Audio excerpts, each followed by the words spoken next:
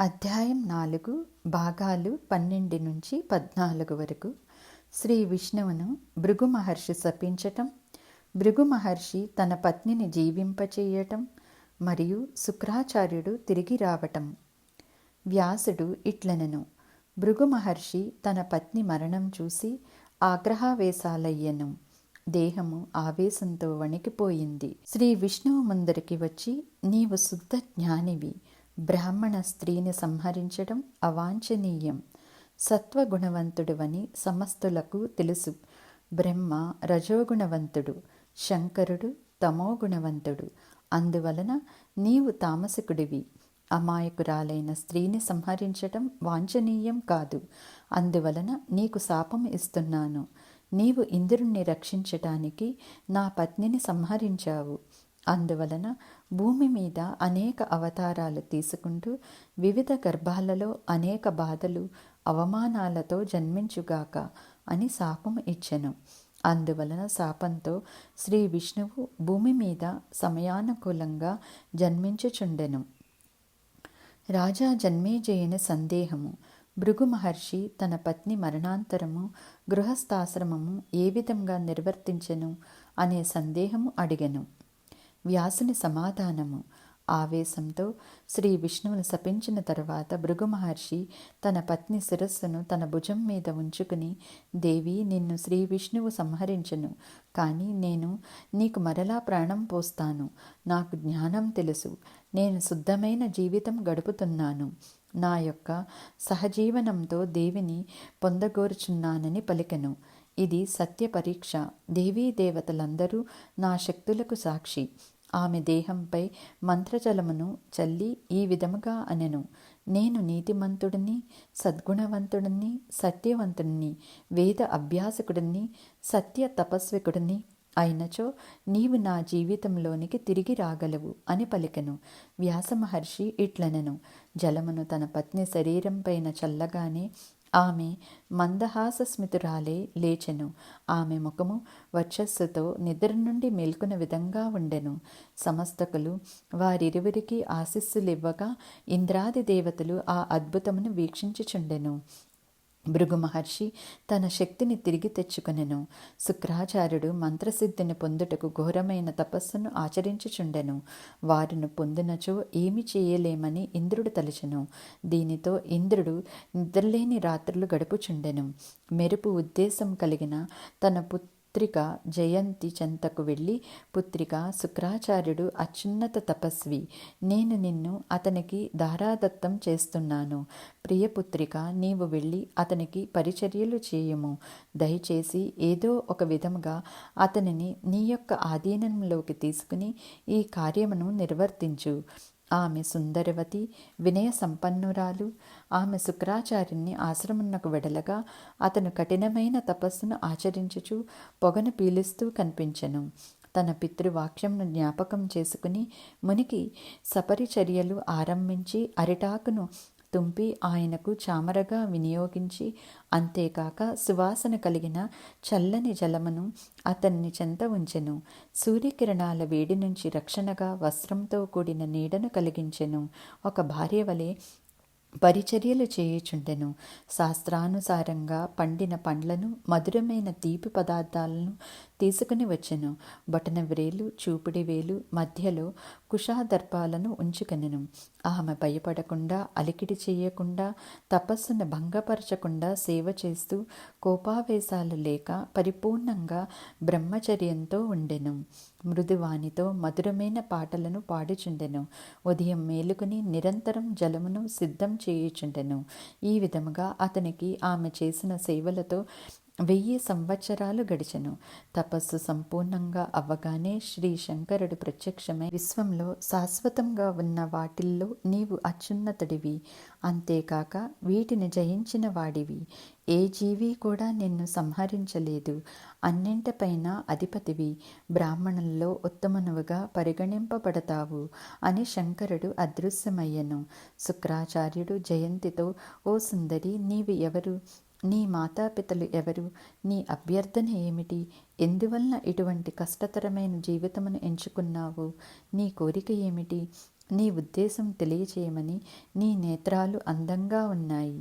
నేను నీకు అందమైన వరాలు ఇవ్వటానికి సిద్ధంగా ఉన్నాను, తెలియచేయమనెను.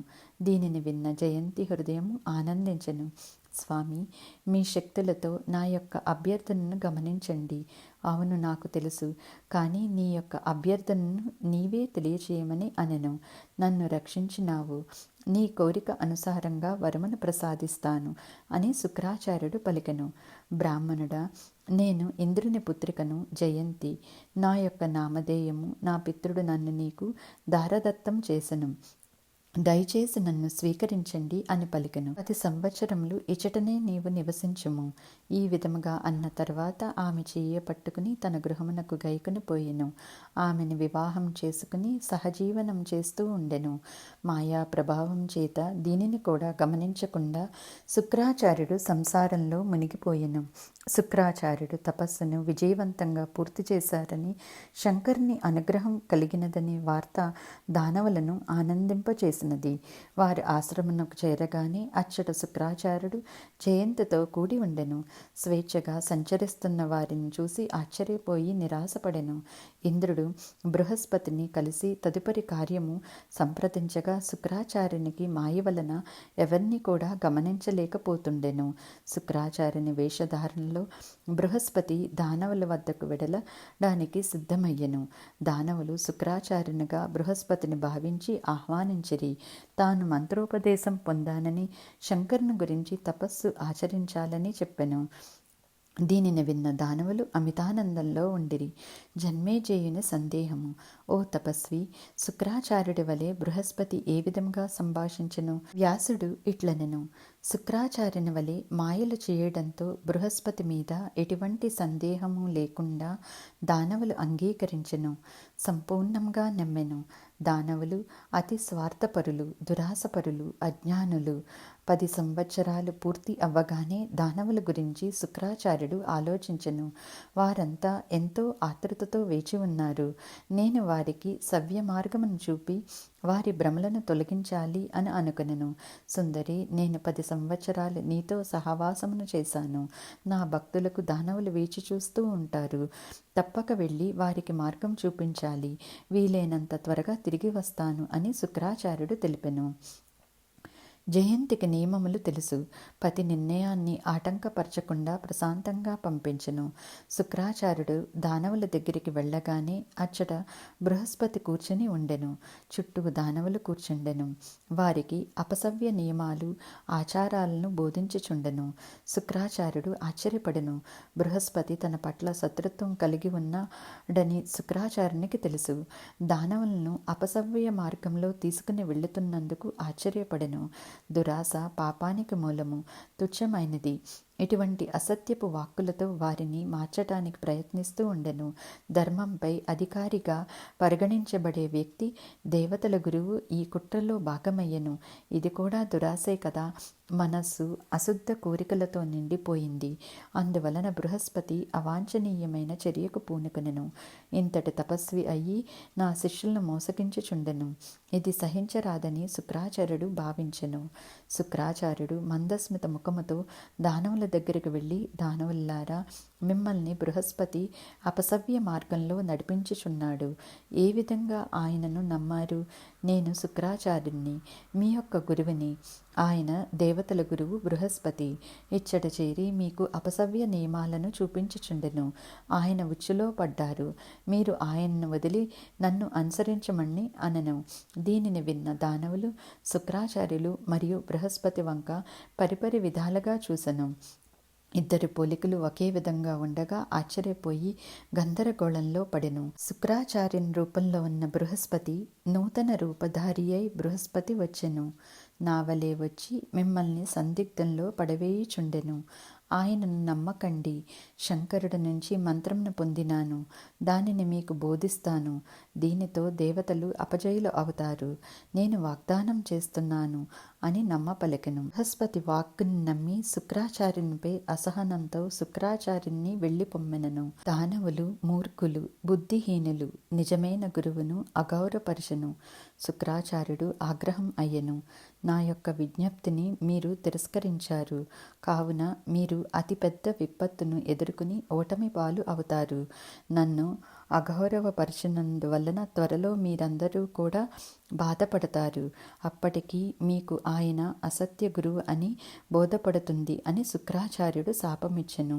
శుక్రాచార్యుడు శాపమిచ్చి ఆగ్రహంతో వెడలెను. బృహస్పతి అమితానందుడయ్యి శుక్రాచార్యుడు శపించునేమో అని భయముతో అక్కడ నుంచి వెడలిపోయెను. బృహస్పతి తన నిజరూపంతో ఇంద్రుని వద్దకు వెళ్ళి మీ కార్యమును పరిపూర్తి చేశాను. శుక్రాచార్యుడు దానవులను శపించెను. విడిచిపెట్టిన వీరికి ఇప్పుడు ఎటువంటి సంరక్షణ లేదు. అందువలన దానవుల మీద యుద్ధమునకు సిద్ధం అవ్వమని చెప్పెను. దానవులు నా వలన అతిపెద్ద సంక్షోభంలో పడెను అని వివరించెను. దీనిని విన్న ఇంద్రుడు పట్టలేని ఆనందంతో ఉండగా దేవతలు జయజయకారాలు చేసెను. దానవులను ఎదుర్కొనేందుకు అవసరమగు ప్రణాళికలను రూపొందించెను. యుద్ధం ఆరంభము అమితోత్సాహంతో ఉండెను. దానవులు బృహస్పతి తమను మోసం చేశాడనే సత్యమును తెలుసుకుని శుక్రాచార్యుడు ఆగ్రహంతో వెళ్ళాడని, బృహస్పతి తన పన్నాగంలో సఫలమయ్యాడని దానవులు గ్రహించి తక్షణం ఏమిటి అని ఆలోచించి గురువుని క్షమించమని శుక్రాచార్యుని పాదాల మీద పడెను. నిశ్శబ్దయుక్తులే ఉండిపోయిను. శుక్రాచార్యుడు రక్తవర్ణ నేత్రములతో వారి వైపు చూసి, శిష్యులారా, నేను మిమ్మల్ని ఒప్పించడానికి ఎన్నో ప్రయత్నాలు చేశాను. బృహస్పతి మాయలో కూరుకుని పోయారు. నా మాటలను పెడచెవిని పెట్టారు. నన్ను అఘౌరపరిచి వెడలిపొమ్మన్నారు. మీరు నమ్మిన వ్యక్తి దేవతలకు పనిచేస్తున్నాడు. నేను బృహస్పతిలాగా మోసగాడిని కాదు. గురువుగారు ఆగ్రహపు మాటలు విని ప్రహ్లాదుడు వినయంతో పాదాలకు నమస్కరించి, మహోన్నతుడైన శుక్రాచార్య, మేము మీ యొక్క శిష్యులము. మీ సేవ కొరకు వేచి ఉన్నాము. మా వలన అతిపెద్ద పొరపాటు జరిగింది. దయచేసి మా మీద దయతలచండి. మేము మీ యొక్క పిల్లలము. మీరు వెళ్ళగానే కపట బృహస్పతి తప్పుదోవ పట్టించి మూర్ఖులను చేసెను. మధురమైన పలుకులతో మభ్యపెట్టెను. మీ దయవలన బయటపడినాము. మీరు మా యొక్క తిరస్కారానికి దయచేసి మన్నించండి. ఆగ్రహపడకండి. ఉన్నతుడా, మా యొక్క భక్తిని స్వీకరించండి. మీరు తపస్సు ద్వారా శక్తులను పొందారు. మా యొక్క గుర్తింపును మరియు సంపూర్ణ శరణాగతిని స్వీకరించండి. ఆగ్రహావేశాలను వెనక్కి తీసుకోండి. దైవ పురుషులైన మీకు ఆగ్రహం ఎంతో కాలం నిలవదు. అగ్ని వలన వేడెక్కిన అగ్ని తొలగగానే చల్లగానే ఉంటుంది. ఆగ్రహం దుర్మార్గులకు చెందినది. అత్యున్నతమైన వారికి ఆగ్రహం ఉండదు. అందువలన ఆగ్రహం వీడి స్మిత ముఖారవిందులై కనిపించుము. మమ్మల్ని మీరు మన్నించకపోతే, దయతలచకపోతే తప్పక పురాణాల ప్రకారము 6వ పాతాళలోకమైన రసాతలము పోయేదము అని పలికెను. ప్రహ్లాదుని విన్నపం విన్న తర్వాత శుక్రాచార్యుడు సత్యమును గ్రహించి ప్రశాంతంగా చిరునవ్వుతో, దానవుల్లారా, మీరు నాకు ప్రియులు. అధైర్యము చెందకండి. నా యొక్క మంత్రము మిమ్మల్ని రక్షిస్తుంది. వెనుకటికి బ్రహ్మ చెప్పినది మీకు చెబుతున్నాను. ఆయన చెప్పినది సత్యము, నమ్మతగినది, ముల్లోకాలలో ఉన్నది, ఉల్లంఘన చేయలేనిది. ఏమి జరగాలో అదే జరుగుతుంది. విధిని మార్చగల జీవి భూమిపైన లేదు. నేడు దేవతల వలన పరాజయం మీరు ఎదుర్కోవాలి. అందువల్ల పాతాళానికి వెళ్ళండి. ప్రస్తుత పరిస్థితి దీనిని సూచిస్తుంది. త్వరలోనే విజయం మీకు లభించి రాజ్యలక్ష్మి వరిస్తుంది. 10 యుగాల పాటు మీరు తిరుగులేని పాలకులుగా ఉండి ఫలితాల్ని విధిరాత మీకు ఇస్తుంది. ఆ సమయంలో దేవతలు మీకు సేవకులుగా ఉంటారు. మరలా మన్వంతరం అనగా 8వ మనువు యుగంలో తిరిగి మీరు పాలకులుగా అవుతారు. మీ మనవడు బలి త్రిలోకాలను జయించినప్పుడు మీరు ఉన్నతమైన పాలకులు అవుతారు. భగవాన్ విష్ణువు వామనావతారంతో భూమి మీదకు వచ్చినప్పుడు బలి రాజ్యమును కోల్పోయినప్పుడు అన్ని లోకాలు బలికి అనుకూలంగా ఉంటాయి. దేవతల కోరిక మీద బలి రాజ్యాన్ని శ్రీహరి తీసుకుంటాడు. సార్వరి మన్వంతరంలో నీవు ఇంద్రునిగా వస్తావని శ్రీహరి వరమిస్తాడు. శుక్రాచార్యుని పలుకులు. ప్రహ్లాద, శ్రీహరి వరమును విన్న నీ మనవడు బలి జీవులకు కనిపించక భయం వలన దాక్కుని సరియైన సమయం కోసం వేచి ఉండెను. ఇంద్రుడి భయంతో బలి నిర్జీవమైన గృహంలో గాడిదగా మారి చాలా కాలం వేచి చూస్తూ ఉండెను. ఇంద్రుడు అచ్చటకు వచ్చి, దానవుల రాజా, గాడిద రూపంలో ఎందుకు ఉన్నావు? దానవుల అధిపతివి, త్రిలోకాలకు పరిపాలకుడివి, గాడిదగా ఉండటానికి సిగ్గులేదా అని అరిచెను. దీనిలో సిగ్గుపడవలసింది ఏమున్నది? భగవాన్ విష్ణువు చేప రూపంలో లేరా? మత్స్యావతారంలో నేను గాడిద రూపంలో ఉన్నాను. దీనిని ప్రతివారు గ్రహించగలరు. నీవు కూడా ఒకసారి భయపడి బ్రహ్మకు కమల పుష్పము యొక్క కాండం వెనుక దాక్కోలేదా? నేను భయపడుతున్నాను. ఇంద్ర, పాలకులకు సిగ్గు, విచారము, సంతోషము ఉండదు. అన్నీ ఒక్కటే. విధికి తగిన విధంగా ప్రవర్తించాలి. శుక్రాచార్యుడు ఇట్లనెను. ఈ విధంగా బలి, ఇంద్రుడు సంభాషించుకునగా వారి మనస్సులు ప్రశాంతంగా తృప్తిగా ఉండెను. వారి వారి యొక్క మార్గాలలో వెడలెను.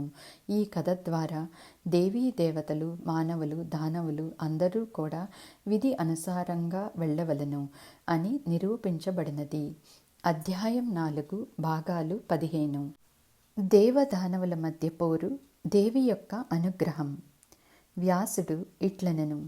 ఆచార్య శుక్రాచార్యుడు ప్రహ్లాదుని విన్నపంతో ప్రసన్నుడై దేవతల శక్తిని గ్రహించి దేవతలతో పోరు అపజయమునకు నాంది అని దానవులను హెచ్చరించెను. ఆశాపరులైన దానవులు దేవతలతో యుద్ధము అనివార్యమని, లక్ష్యాన్ని ఛేదిస్తామని, ప్రయాసకు భయపడితే లక్ష్యానికి భయపడతారని, విధిని అంగీకరించాలని, అన్నిటినీ అనుకూలంగా మలుచుకోవాలని, మానసికమైన ప్రవృత్తి వృధా అని, అందువలన మేము యుద్ధానికి సిద్ధమని పలికెను. ఓ ప్రహ్లాదరాజా, నీవు జ్ఞానవంతుడివి. మీ అనుకూల నాయకత్వంలో మేము నిశ్చింతంగా ఉంటాము. ప్రత్యర్థులను నాశనం చెయ్యటంలో నిష్ణాతులు మీరని దానవులు వేడుకోగా ప్రహ్లాదుడు యుద్ధనాయకుడు అయ్యెను. దేవతలు యుద్ధానికి సంసిద్ధులై ఉండెను. దేవదానవ సేనలు 100 సంవత్సరాలు పోరు సల్పెను. శుక్రాచార్యుని రక్షణలో దానవులు, ప్రహ్లాదుడు యుద్ధము చేసెను. బ్రహ్మ ఉపదేశానుసారము ఇంద్రుడు దేవి భగవతిని ధ్యానించెను.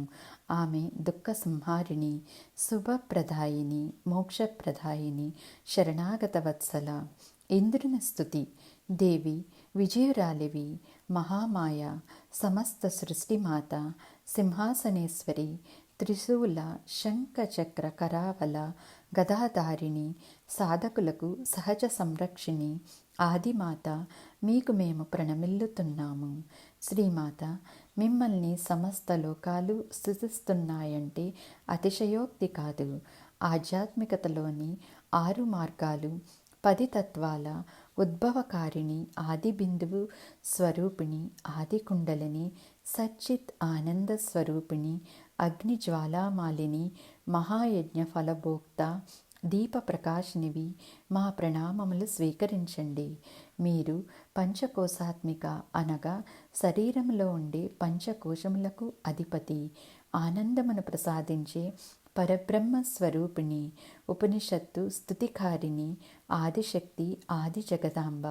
మీ పాదపద్మములకు శరణాగతులైన వారి ఎడల దయామయులు, ఆపదల నుంచి రక్షించే రక్షాకరి. మీ శక్తితో సమస్త లోకాలు జాగృతి చెంది ముక్తిని పొందుతున్నాయి. కఠినమైన గ్రంథులను విడదీసి సర్వగ్రంథి స్వరూపిణి, శక్తిధారిణి, ధ్యానించు వారికి శాశ్వతానందకారిణి, అప్రయత్నశీలుతులకు కష్టాలు తథ్యము. దైవాత్మలు మోక్ష ఇచ్ఛతో ఆదిశక్తిని ధ్యానిస్తే భవసాగరమును విజయవంతంగా దాటుట తథ్యము. ముల్లోకాలకు ఆదిమాతవి, దుఃఖహారిణివి, సృష్టి విచ్ఛిన్న సమయంలో కాలస్వరూప ఆరాధకురాలివి. మా పరిమితమైన జ్ఞానముతో మిమ్మల్ని వర్ణించలేము. వేదమాత, మిమ్మల్ని బ్రహ్మ విష్ణు మహేశ్వర సూర్యచంద్ర యమ వరుణ అగ్ని వాయువు వేదాలు వర్ణించలేక నేతి నేతి అన్నాయి. మీ అనుగ్రహ ఆత్మస్వరూపులకి సహజ ధ్యానం సాధ్యము. వీరు లౌకిక బాధలు, వేదనల నుంచి విముక్తిని పొంది ఆనంద సాగరంలో మునిగి ఉంటారు. ఆదిదేవి, దురదృష్టవంతులు మిమ్మల్ని గుర్తించక భవసాగరమును ఎన్నటికీ దాటలేక జనన మరణ చక్ర భ్రమణంలో చిక్కుకుని ఉంటారు.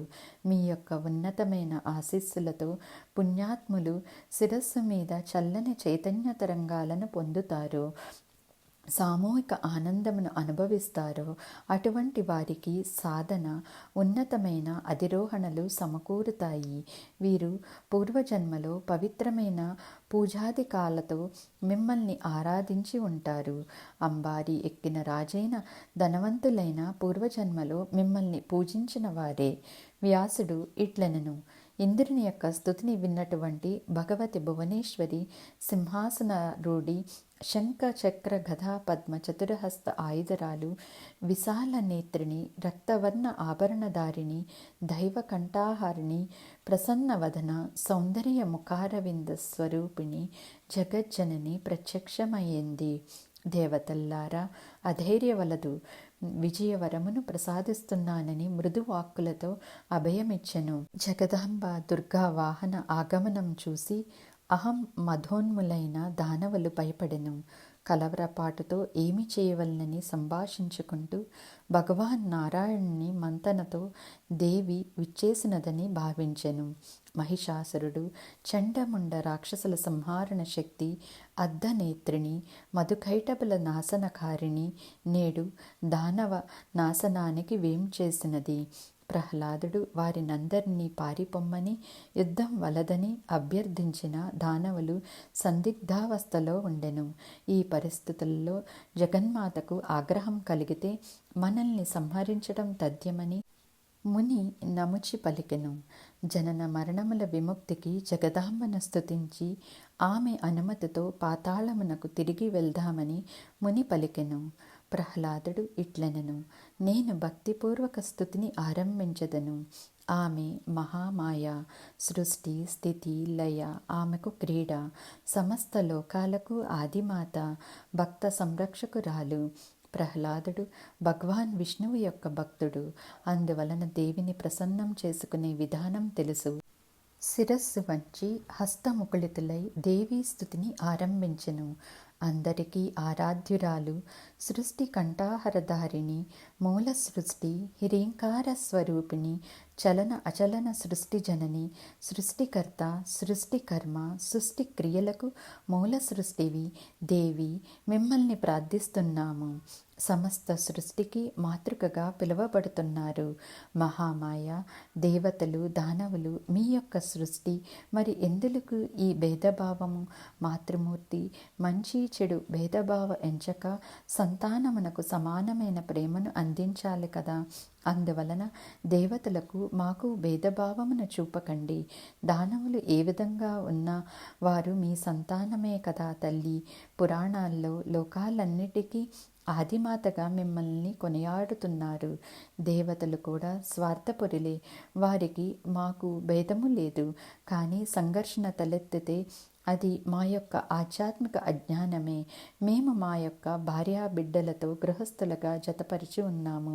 దేవతలు కూడా ఈ విధంగానే ఉన్నారు. మరి ఏ విధంగా దేవదానవుల మధ్యన భేదభావము? మేము కశ్యపుని వారసులము. అందువలన దేవి మా ఎడల భేదభావమును చూపకు. శ్రీమాత, నీలో నుంచి సృష్టి జన్మించినది. దేవదానవులను సమానంగా చూడు. సృష్టి అనుసారము గుణాల కలయికతో దేవదానవులు ఉనికిలోనికి వచ్చారు. అటువంటప్పుడు దేవతలు ఏ విధముగా గుణముల భాండాగారము, దివ్య శరీరులుగా ఉన్నారు? మాకన్నా మీకు ఎందులకు వారంటే ప్రియము? సమస్త జీవులలో కామము, దుఃఖము, కోపము సమానమే కదా. నిరంతరం ప్రశాంతంగా ఎవరు ఉండలేరు. దేవతలు దానవుల సంఘర్షణ మీ యొక్క లీలా వినోదంలో భాగమే. ఈ ద్వేషం అనే విత్తనం మీదే కదా. ధర్మానికి, శుద్ధమైన జ్ఞానానికి మీరే మూలము. ఆనందాన్ని పొందటానికి మమ్మల్ని నిరంతరం పోరాడాలా చేస్తుంది. అంబిక, మీకన్నా సృష్టిలో ఉన్నతమైనది ఏమీ లేదు. దానవులందరూ మీ పాదాల దగ్గర ఉన్నారు. అందువలన మీ అనుగ్రహంతో వారిని సంరక్షించు, త్యజించకు. శ్రీదేవి ఇట్లనెను, దానవుల్లారా, మీరందరూ దయచేసి భయమును ఆగ్రహాన్ని వదిలి పాతాళానికి వెడిలి జీవించుము. భవిష్యత్ కాలం గురించి నిరీక్షించుము. కాలము మంచి చెడుల ఫలితమును నిర్ణయించును. లౌకిక విషయాల నుండి సాధన ద్వారా విముక్తిని పొందుతారు. ప్రతి సంఘటన వారికి ఆనందకరమే. అత్యాశతో ప్రతిష్టాత్మకంగా ఉండేవారు 3 లోకాలను జయించిన ఆనందమును పొందలేరు. కోరికలతో దురాశలతో ఉన్న వారికి సత్యయుగ ఫలాలు అందక శుద్ధానందమును పొందలేరు. అందువలన ఈ లోకము వదిలి పాతాళ లోకమునకు తిరిగి వెళ్ళండి. మీరందరూ నన్ను నమ్మి నా ఆదేశమును పాటించండి. మీరందరూ నిందలేని వారుగా అపరాధము లేని వారుగా ఉంటారు. వ్యాసుడు ఇట్లనెను, దానవులందరూ భగవతి దేవికి ప్రణమిల్లి ఆమె ఆదేశానుసారం పాతాళ మార్గం పట్టెను. వారికి తన అభయ వాగ్దానమును ప్రసాదించిన దేవి అదృశ్యమయ్యెను. దేవతలు వారి లోకాలకు వెళ్ళి ప్రశాంతంగా ఆనందంగా ఉండెను. ఈ కథను భక్తి శ్రద్ధలతో పఠించిన వారు, శ్రవణం చేసిన వారు దుఃఖము బంధాల నుంచి విముక్తి పొంది దేవి పాదపద్మాలకు చేరుకునేందుకు అర్హతను పొందెదరు. అధ్యాయం 4 భాగాలు 16, 17. జన్మేజయుని అభ్యర్థన మేరకు వేదవ్యాసుడు భగవాను యొక్క వివిధ అవతారాలను వర్ణన చేసెను. జన్మేజయుడు ఇట్లనెను, మునివర్య, భగవాన్ విష్ణులీలలు వర్ణాతీతము. గురువర్య, భృగమహర్షి శాపవశమున శ్రీహరికి ఏమి జరిగింది? ఏమేమి అవతారాలను ధరించెను? ఏ మన్వంతరంలో అవతరించెను? ధర్మస్వరూప బ్రాహ్మణుడా, దీనిని దయచేసి వర్ణించండి. దీనిని శ్రవణం చెయ్యగా పాపాలన్నీ నాశనమవుతాయనే ఆనందం కలుగుతుంది. వ్యాసుడు ఇట్లనెను, ఓ రాజా, 6వ మనువు చాక్షుష పరిపాలనలో భగవాన్ ధర్మ అవతారంగా వెలిసెను. ధర్మగృహంలో జన్మించెను. వీరి యొక్క పుత్రులే నరనారాయణులు. వైవస్వత్వ మన్వంతరంలో సూర్యుని పుత్రుల్లో ఒక్కరు.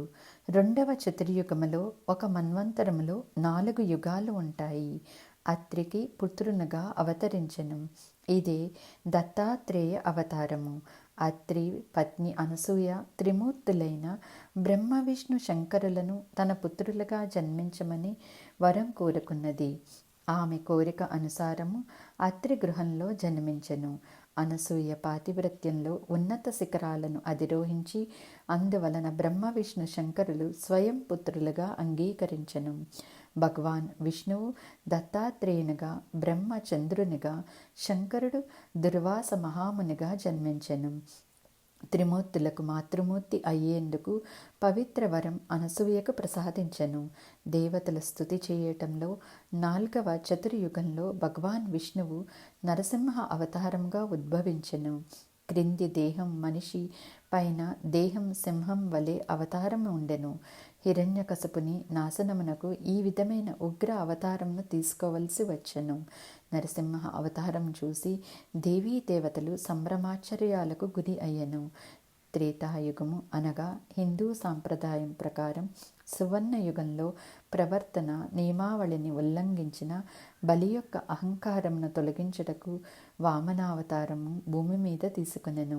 ముని కశ్యపుని గృహములో జన్మించెను. బలిచక్రవర్తి యజ్ఞం నిర్వహించెను.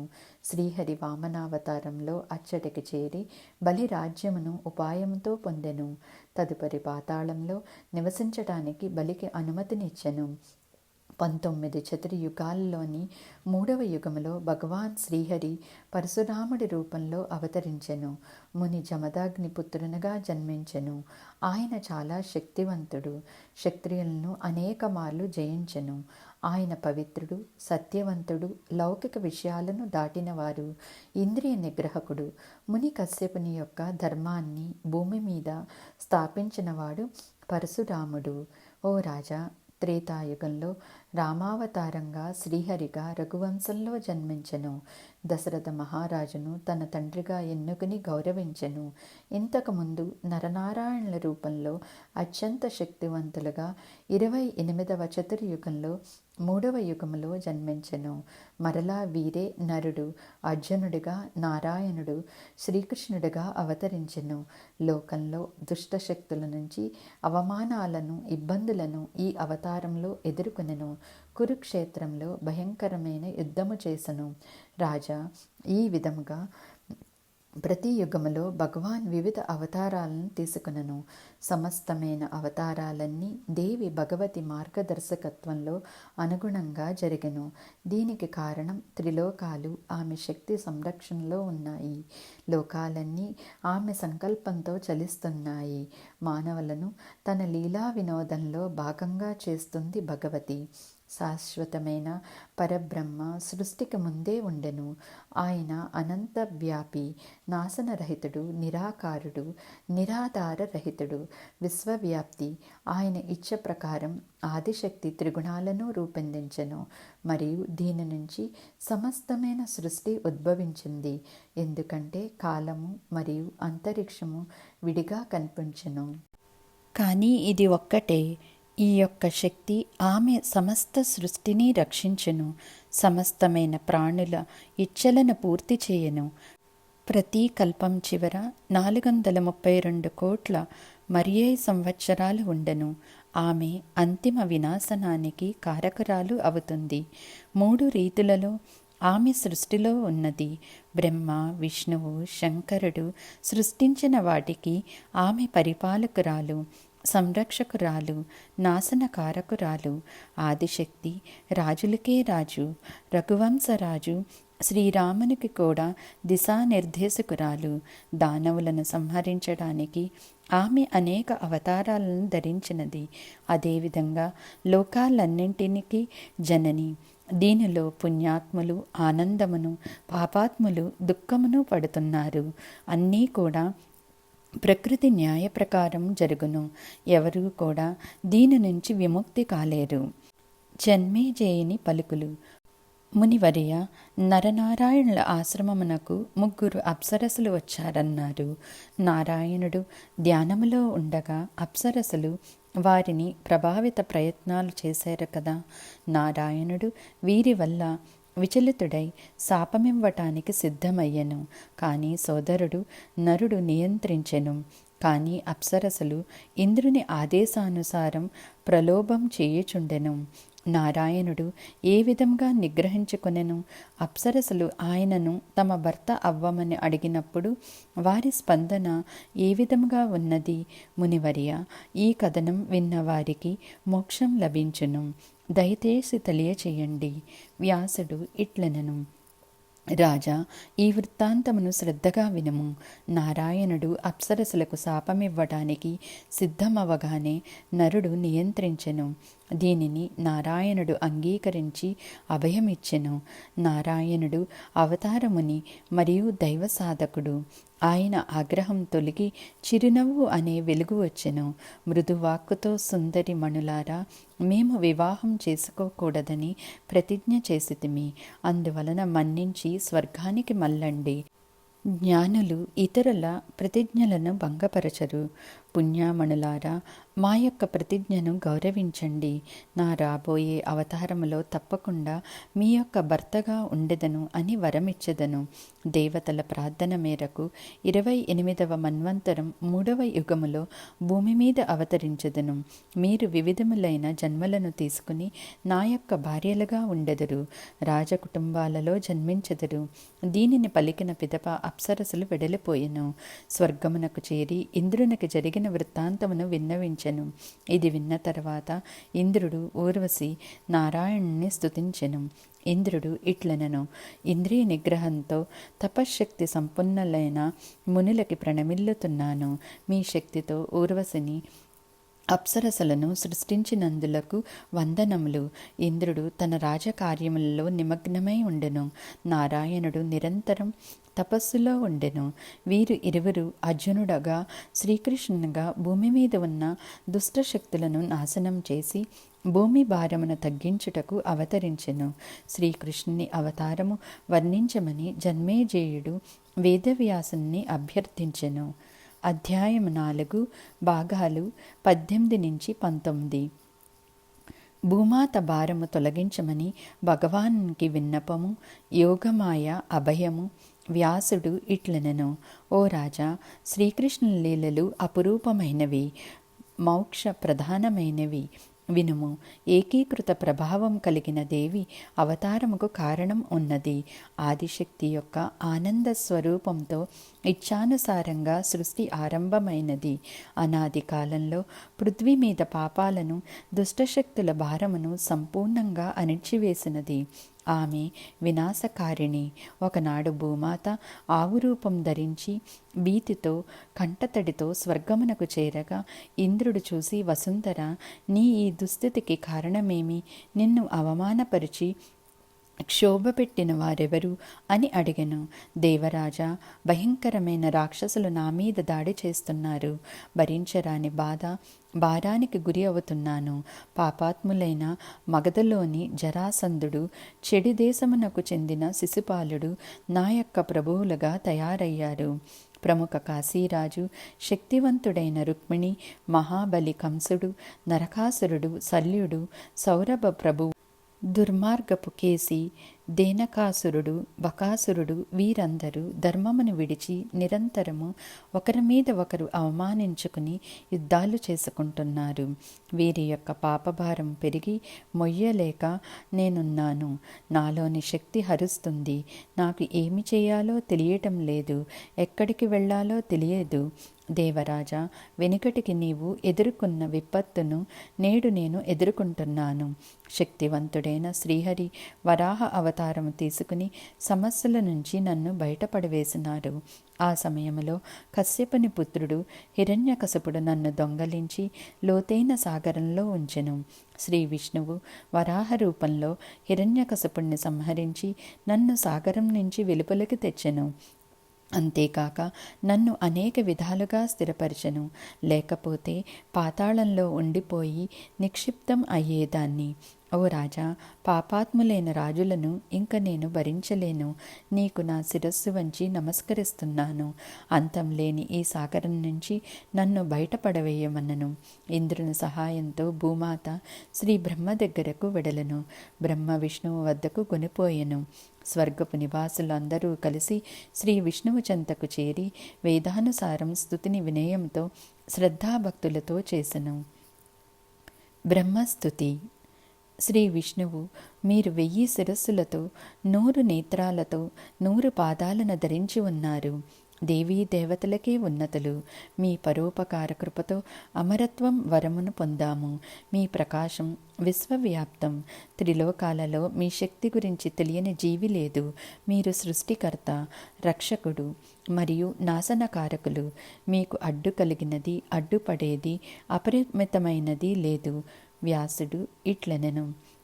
బ్రహ్మస్తుతిని వినగానే శ్రీ విష్ణువు గరుడ వాహనం పైన విచ్చేసి అందరికీ దర్శనమిచ్చి ఆహ్వానించి వారి రాకకు గల కారణం అడిగెను. బ్రహ్మ వినయంతో, జనార్దన, భూమాత అత్యంత దుఃఖముతో ఉన్నది. మీరు సంరక్షకులు కనుక ఆమె బాధను తొలగించము. కరుణాసాగర, 3వ యుగము ద్వాపర యుగము అంతిమ దశకు చేరెను. పృథ్వీ మీద దయచూపి రాక్షస రాజులను తుదముట్టించి పృథ్వీ భారమును తగ్గించి విముక్తిని చెయ్యము అనెను. భగవాన్ విష్ణువు ఈ విధముగా పలికెను. నేను సంపూర్ణంగా ఇంకొకరి మీద ఆధారపడి లోబడి ఉన్నాను. నేనే కాదు, బ్రహ్మ, శంకరుడు, ఇంద్ర, అగ్ని, యముడు, వాయువు, సూర్య, వరుణ, త్వష్ట, సమస్తకులకు సమస్త లోకాలు యోగమాయ శక్తికి లోబడి ఉన్నాయి. యోగమాయ స్వేచ్ఛా సంకల్పంతో నిర్ణయాలతో ఉండను. మేమందరము ఆమెకు సహాయకులుగా ఉండదము. ఆమె శక్తిలో అన్నీ ఏకమై ఉన్నాయి. మాయ తన యొక్క శక్తి ద్వారా సర్వశక్తివంతుడైన పరబ్రహ్మను కూడా బంధిస్తుంది. మాయ యొక్క ప్రభావంతో పరబ్రహ్మను కూడా ధ్యానించలేము. ఆమె సర్వశక్తివంతమైన ప్రశాంత స్వరూపము, సచ్చిదానందము, శాశ్వతము, సృష్టి ఆరంభకారిణి. ఆ సమయంలో శంకరునికి నాకు సంగ్రహావలోకనము కలిగినది. ఆమె నివాసమైన మణిద్వీపంలో విశిష్టంగా గాంచాము. ఆ సమయంలో భువనేశ్వరుని పారిజాత వృక్షము క్రింద రసామండలంలో నృత్య చక్రము చూశాము. స్వర్గపు వాసులందరూ దేవీ దేవతలు అచ్చట ఉన్నారు. అద్భుతమైన ఆ శక్తి అచ్చట పరిపాలకురాలుగా ఉన్నది. దీనిని విని చెప్పటం లేదు, నేను స్వయంగా చూశాను. అందువలన ఆ సమయంలో ఆమెను స్తుతించి ప్రసన్నురాలను చేసుకోవటమే మార్గము. ఆదిశక్తి దేవి కరుణామూర్తి, దయావర్షిణి, ఉదారవతి, అందరి యొక్క ఇచ్చలను తీర్చేది. ఆమెను పరబ్రహ్మం నుంచి వేరు చేయలేము. భగవాన్ విష్ణువు ఆదేశానుసారము దేవీ దేవతలు భగవతి భువనేశ్వరి యోగమాయా స్వరూపిణి మీద ధ్యానం చేశారు. అనతి కాలంలోనే శుభప్రదంగా భగవతి ప్రత్యక్షమయ్యింది. ఆమె అభయ ధ్యాన స్థితిలో ఉన్నది. ఆమె పాదపద్మాలకు శరణాగతి అయిన వారిని అనుగ్రహించి శక్తి రూపంలో దర్శనమిచ్చెను. ఆమె శరీరము రక్తవర్ణంతో వైభవోపేతంగా దర్శనమైనది. దేవతలు ఆమెను గాంచి ఆనందంతో పరవశులైనారు. ఆమెను స్తుతించటం ఆరంభించెను. దేవతల స్తుతి. నిగనగలాడే దారముసాలె పురుగు నాభి నుంచి వెలువడినట్లు, అగ్ని నుంచి జ్వాలలు వెలువడినట్లు మీ నుంచి సమస్తమైన సృష్టి వెలువడింది. భగవతి భువనేశ్వరి నుండి వెలువడిన మాయాశక్తి సమస్తమైన విశ్వానికి సమతుల్యతను ప్రసాదిస్తుంది. మాతా సరస్వతి కరుణా సముద్రుని. మిమ్మల్ని ధ్యానించని వారు నిరంతరం మాయను ఎదుర్కొంటారు. మోసం, అన్యాయం, కృత్రిమత్వం, శారీరక మానసిక సమస్యలను లోకంలో ఎదుర్కొంటారు. ఎవరైతే మిమ్మల్ని గ్రహిస్తున్నారో, మీ పాదపద్మాలను నిరంతరం పూజిస్తున్నారో, క్షణికమైనవి, భ్రాంతికరమైనవి నాశనమయ్యి వాస్తవమైనవి గ్రహిస్తారు. జ్ఞానస్వరూపిణి భగవతి భువనేశ్వరిని ధ్యానించిన వారికి నిర్మల విద్యను ప్రసాదిస్తున్నారు. సమస్త శక్తుల కలయిక మీరు. మీ పాదాలకు ప్రణమిల్లుతున్నాము. మీరు మమ్మల్ని శుద్ధమైన ఇచ్చతో సద్గుణవంతులుగా, పవిత్రమైన వారిగా సృష్టించారు. దేవీమాత, మీకు మరల మరల ప్రణమిల్లుతున్నాము. దేవి, మీరు పృథ్వీ మీద ఉన్న బాధలను నేర్పుగా తొలగిస్తారు. ప్రణమిల్లుతున్నాము. భవానీ, మీ దయా దాక్షిణ్యాలను స్వీకరించటానికి మమ్మల్ని అర్హులుగా చేశారు. ఆదిమాత, మిమ్మల్ని కోరినచో మీ యొక్క కృపను కురిపిస్తారు. దేవి, మాకు మీ సహాయం రావాలి. పృథ్వీ దుష్టశక్తులతో మండుతుంది. మహేశ్వరి, దానవులను సంహరించి ఆమెను రక్షించుము. దైవకులకు శుభములను ప్రసాదించుము. జనని, కంసుడు, బహుమసురుడు, కాలయవన్, కేసి, జరాసంధుడు, బకాసురుడు, పూతన్, కర్, సల్వా మరియు ఇతర దానవుల నుంచి పృథ్వీని రక్షించి భారమును తగ్గించుము. అజేయులైన రాక్షసులు వెనుకటికి మీ సమక్షంలో నాశనమయ్యారు. మీ దైవలీలతో దుష్టశక్తులను నాశనం చేయుము. ఈశ్వరి, వృద్ధాప్య చంద్రుణ్ణి శిరస్సు మీద భరించినట్లు మాకు ఉన్నది.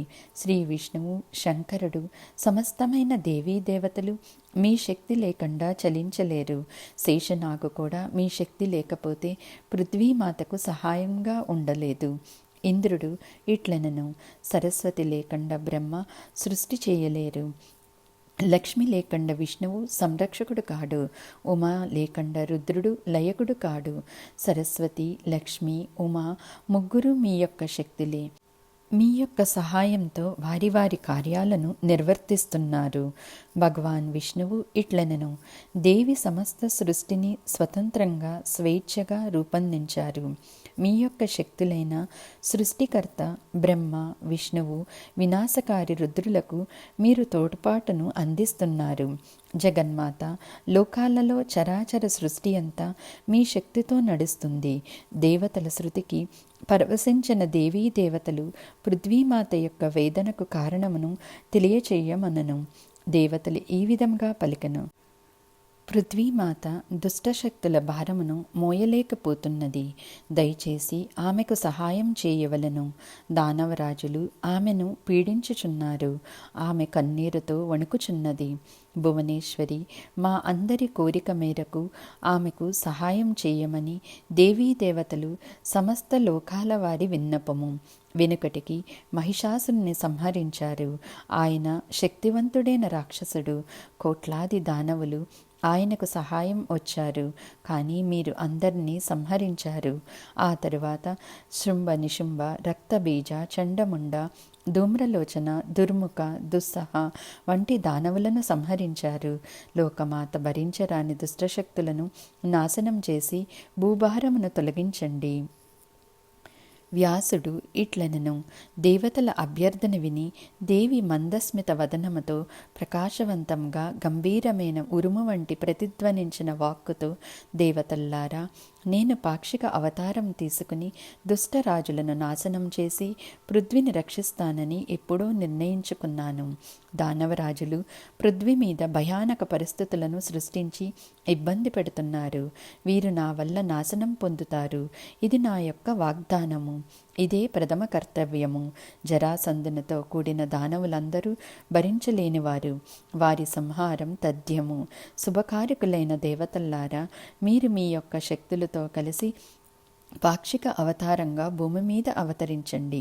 నేను అవతరించే మునుపు స్వర్గలోకము నుంచి కశ్యపుడు తన సతితో కలిసి వసుదేవునిగా యదువంశంలో జన్మించును. అదే విధముగా సృష్టికారక విష్ణువు మునిశాప ఫలితముగా మానవుల రక్షకునిగా వసుదేవుని పుత్రునిగా జన్మించును.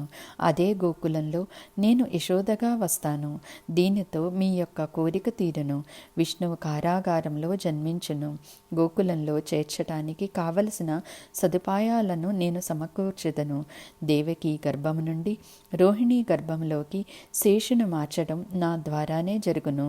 వీరు ఇరువురు నా శక్తితో దుష్టశక్తులను నాశనం చేయును. మూడవ యుగమైన ద్వాపరయుగము అంతిమ దశలో సమస్త దానవులు వినాశనం అగును. ఇది నిర్ణయించబడినది. ఇంద్రుడు సాక్షాత్ అర్జునుడిగా ప్రత్యర్థులను నాశనం చేయను. ధర్మదేవత యుధిష్ఠిరుడుగా, వాయుదేవత భీమునిగా, అశ్వినీ కుమారులు నకుల సహదేవులుగా జన్మించును. వసువు భీష్మునిగా జన్మించి రాక్షస సేనను నాశనం చేయను. సమస్త దేవతలు వారి వారి స్థానాలకు చేరండి.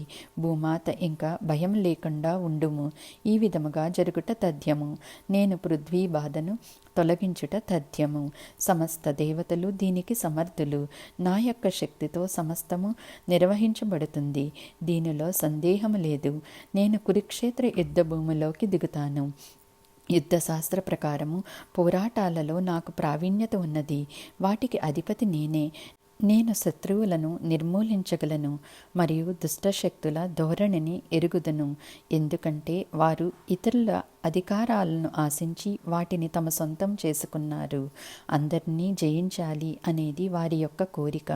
వీరికి భోగము, కామము, దురాశ ఉన్నాయి. సమస్త యాదవ వంశము విచ్ఛిన్నమవుతుంది. ఎందుకంటే బ్రాహ్మణుల వలన కలిగిన శాపకారణ ఫలితమిది. శాపకారణముగా భగవాన్ విష్ణువు తన దేహమును చాలించును. భగవాన్ విష్ణువు పరివారము భార్యలుగా మరియు మధురలో గోకులంలో జన్మించెదరు. వ్యాసుడు ఇట్లనెను. పరబ్రహ్మ యోగమాయ అదృశ్యమైంది. దేవతలు పృథ్వీమాత తమ తమ స్థానాలకు చేరుకొనెను. పృథ్వీమాత ప్రశాంతంగా వేచియుండెను. దుష్ట సంహారము అయిన పిదప జన్మేజయ ఔషధాలు మరియు తీగలు భూమి మీద చిగురించెను. చరాచర ప్రాణులు ఆనందంగా ఉన్నాయి. వీరి పురోగతితో శ్రేయస్సుతో ద్విజులు 2 జన్మలు తీసుకుని అనగా ఆత్మసాక్షాత్కారులైన బ్రహ్మతత్వమును కలిగి ఉన్నారు. సమస్త మునిలోకము ధార్మిక ఆచార వ్యవహారాలను నిర్వర్తిస్తూ తపస్సులో ఉండెను. పృథ్వీమాత విముక్తి అయ్యెను.